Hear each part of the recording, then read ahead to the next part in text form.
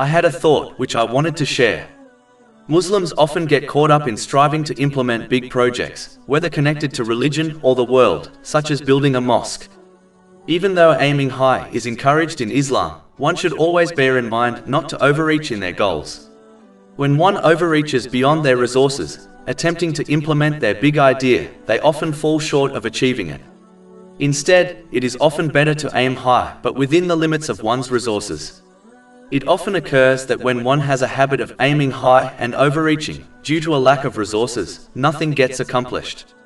So they move from one failed project to the next without achieving anything good. Whereas, the one who aims high but limits themselves within their resources often achieves their goal. And they move from one small project to the next, achieving positive outcomes. Many small achievements then end up being more impactful than a potential large yet single achievement. This is one of the reasons why Islam encourages one to focus on quality instead of quantity.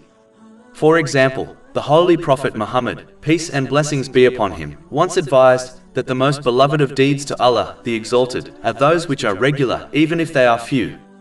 This has been confirmed in a narration found in Sahih Bukhari, number 6464.